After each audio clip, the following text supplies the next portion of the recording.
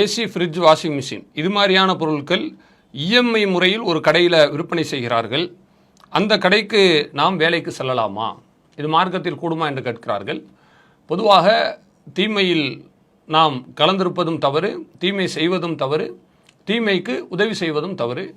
நபி ஸல்லல்லாஹு அலைஹி வஸல்லம் அவர்கள் இந்த தீமைக்கு எதிராகத்தான் மிகப்பெரிய ஒரு விஷயங்களை எல்லாம் அவர்கள் செய்திருக்கிறார்கள். ஒரு முறை ஒரு சஹாபி நபி ஸல்லல்லாஹு அலைஹி வஸல்லம் அவர்களை ஒரு சாட்சிக்காக வேண்டி அழைக்கிறார்.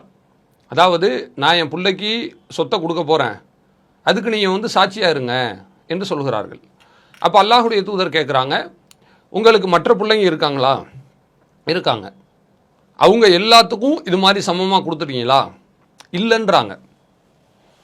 இல்லைன்னு சொன்ன உடனே அப்போ நபி ஸல்லல்லாஹு அலைஹி வஸல்லம் அவர்கள் அழகாக சொல்கிறார்கள், தீமையான காரியத்திற்கு என்னை நீங்கள் சாட்சியாக மாற்றாதீர்கள். இதான் விஷயம். வத்தகுல்லா, நீங்கள் அல்லாஹ் அஞ்சிக்குங்க. வஅதிலு பைன அவுலாதிக்கும், உங்கள் பிள்ளைங்களுக்கு நடுவில் நீதியாக நடந்துக்குங்க. இங்கே நமக்கான விஷயம் என்ன? ஒரு தீமை செய்யாமல் அல்லாஹுடைய தூதர் இருக்கிறார்கள் என்பதை கடந்து தீமையில் உதவியும் செய்யாமல் இருக்கிறார்கள். அப்போ நீங்கள் இஎம்ஐ அப்படிங்கிற பொறுத்த வரைக்கும் இன்றைக்கி நமக்கு பழி சென்று தெரிகிறது.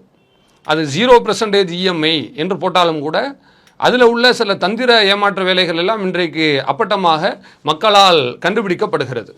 அப்போ இஎம்ஐ அப்படின்னு போடுறது அது பேசிக்காக நமக்கு வட்டியினுடைய அது மென்மையான வடிவம் தான். இன்ட்ரெஸ்ட்னு சொல்லாமல் இஎம்ஐ என்று சொல்கிறார்கள். அதில் 1%, 0% இப்படியெல்லாம் போட்டுக்கொள்கிறார்கள்.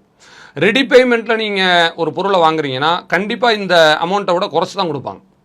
அதாவது இன்றைக்கி நம்ம நாட்டினுடைய பிஸ்னஸ் பாலிசி எப்படி மாறிவிட்டது என்று சொன்னால், வியாபார முறை எப்படி மாறிவிட்டது என்று சொன்னால், ஆரம்பத்தில் அவன் சொல்லக்கூடிய விலை கடன் ரேட்டுக்கு தான் சொல்கிறான்.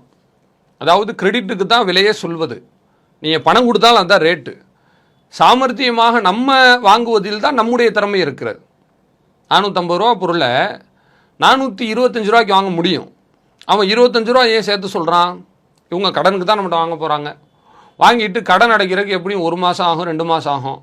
பெரிய குவான்டிட்டி அமௌண்ட்டாக இருந்தால் இப்போ 50,000, 60,000 இந்த மாதிரி ஒரு அன்றாட பொருளுக்கு ஒரு அதிக விலை கொடுத்து வாங்கக்கூடிய பொருட்களாக இருந்தால் அதுக்கு 1 வருஷம் வரையும் கூட என்ன செய்வாங்க, இஎம்ஐ பாலிசி கூடவும் கொடுக்குறாங்க. ஒவ்வொரு கம்பெனியை பொறுத்து அது மாறும்னு வைங்களேன். அப்போ இந்த மாதிரி செய்யும் பொழுது கண்டிப்பாக அது வட்டியினுடைய ஒரு முகம் என்பது ஊரறிந்த உண்மைதான். இந்த மாதிரி காரியத்திற்கு நாம் ஏதாவது உதவி செய்கிறோம் என்று சொன்னால் கண்டிப்பாக அந்த தீமை நம்மளையும் என்ன செய்யும், தாக்கும் என்பதை நம்ம இந்த இடத்துல கவனிக்க கடமைப்பட்டிருக்கிறோம். இது மாதிரி வட்டி சம்பந்தப்பட்ட விஷயங்களை பொறுத்தவரை நபிகள் நாயகம் ஸல்லல்லாஹு அலைஹி வஸல்லம் அவர்கள் நமக்கு கடுமையாக அதை தடுத்திருக்கிறார்கள். அதுக்கு ரசூலுல்லாஹ் சொல்கிறாங்க.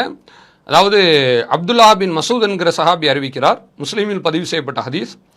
லஅன ரசூலுல்லாஹி ஸல்லல்லாஹு அலைஹி வஸல்லம் ஆக்கிலர் ரிபா, வட்டிக்கு கடன் வாங்கி உண்பவர் அவரை அல்லாஹுடைய தூதர் சபிக்கிறார்கள். ஒ மூக்கிலஹு, வட்டிக்கு கடன் கொடுப்பவர் அவரையும் சபிக்கிறார்கள். ஒ காத்திபஹு, அதுக்கு கணக்கு எழுதுபவர் அவரையும் சபிக்கிறார்கள். ஒ ஷாஹிதை, 2 சாட்சி அவர்களையும் அல்லாஹுடைய தூதர் சபிக்கிறார்கள். அப்போது இதில் நீங்கள் நல்லா கவனிங்க, கொடுக்குற ஆள் வாங்குற ஆள் இவங்களை சபித்தால் ஓகே, இந்த சாட்சிகளையெல்லாம் ஏன் சபிக்கணும்? அதுக்கு கணக்கெழுதுற ஆளை ஏன் சபிக்கணும்? உதவி செய்யக்கூடாதுன்றது தான். ஏன் அப்படின்னா, நீங்கள் கொடுக்காதீங்க வாங்காதீங்கன்னு சொல்லிட்டா இப்போ தந்திரமாக மக்கள் கையாளுவாங்க. நான் வட்டிக்கு கொடுக்கல, அவர் கொடுக்குறாரு, அவர்கிட்ட நான் வாங்கி இவருக்கு கொடுக்குறேன் இப்படி சொல்லுவாங்க இல்லையா? இதனால தான் டோட்டலாக அதனுடைய டிரான்சாக்ஷனை கட் பண்ணுறதுக்காகத்தான் நீ சாட்சியாக கூட இருக்காத என்று அல்லாஹுடைய தூதர் சொல்வதை நம்ம பார்க்குறோம். அப்போ நீங்கள் அந்த கடையில் வேலை பார்க்கும் பொழுது கண்டிப்பாக என்ன செய்யும், அந்த தீமையில் உங்களுடைய கரத்தை நீங்கள் நினைக்க வேண்டிய ஒரு நிர்பந்தத்துக்கு நீங்கள் ஆளாகுவீர்கள். இது நிர்பந்தம்னு மார்க்க அடிப்படையில் எடுக்க முடியாது.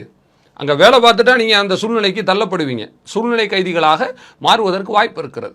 ஆக அந்த அடிப்படையில் இது மாதிரி விஷயங்களை நீங்கள் தவிர்த்து கொண்டு உங்களுக்கு இழப்புகள் வந்தாலும் கூட மார்க்கத்திற்கு உட்பட்ட வழியை நீங்கள் தேடுங்கள். இது மாதிரியான நெருக்கடி சூழ்நிலையில் உள்ளவர்களின் நிலைமையை நம்மால் உணர்ந்து கொள்ள முடிகிறது. அல்லாஹுடைய தூதர் இதற்காகத்தான் சொல்லுகிறார்கள், அத்துன்யா சிஜ்னுல் முஃமின், உலகம் என்பது மூமீன்களுக்கு சிறைச்சாலை, ஒ ஜன்னத்துல் காஃபிர், காஃபிர்களுக்கு சொர்க்க பூஞ்சோலை. அவங்களுக்கு சட்டத்திட்டம் கிடையாது. அவங்க நினைக்கிறதான் சட்டம், அவங்க நினைக்கிறது தான் நியாயம். ஆனால் நமக்கு பல சட்ட பிரச்சனைகள் இருக்கிறது, ஹலால் ஹராம் கடிவாளம் இருக்கிறது. ஆக இப்படிப்பட்ட சூழ்நிலைகளில் இதுகளை நாம் கவனிக்காமல் அதில் நாமும் ஒரு பங்காளியாக மாறிவிட்டோம் என்று சொன்னால் கண்டிப்பாக அந்த தீமையில் நாமளும் பங்கெடுத்து விட்டோம் என்கிற ஒரு குற்றத்திற்கு நாம் ஆளாகிவிடுவோம். இது மாதிரி விஷயங்களை தவிர்த்து கொண்டு இந்த பிரச்சனை இல்லாத கடைகளில் நீங்கள் பணிக்கு சேருங்கள், அல்லது இந்த பிரச்சனையை அவர்களை கைவிடுமாறு நீங்கள் வற்புறுத்தி வலியுறுத்தி கேட்டுக்கொள்ளலாம். அப்படி அவர்கள் கைவிட்டு விட்டார்கள் என்று சொன்னால் தாராளமாக அங்கே நீங்கள் இருக்கலாம். எனவே மார்க்கத்திற்கு மாற்றமான காரியங்கள் நடக்கிற எந்த ஒரு நிறுவனத்திலும் நாம் பணிபுரியும் பொழுது அந்த நிறுவனத்தின் மார்க்கத்திற்கு மாற்றமான காரியத்திற்கு நாமும் உதவி செய்யக்கூடிய ஒரு நிர்பந்தத்துக்கு ஆளாகி விடுவோம் என்கிற காரணத்தினால இது மாதிரி தீமை செய்யாவிட்டாலும் கூட தீமைக்கு உதவுகிற அந்த காரியத்தையும் நீங்கள் தவிர்த்து கொள்ள வேண்டும் என்பதுதான் சகோதரருடைய கேள்விக்கான பதில். அல்லாஹு அக்பர், அல்லாஹு அக்பர்.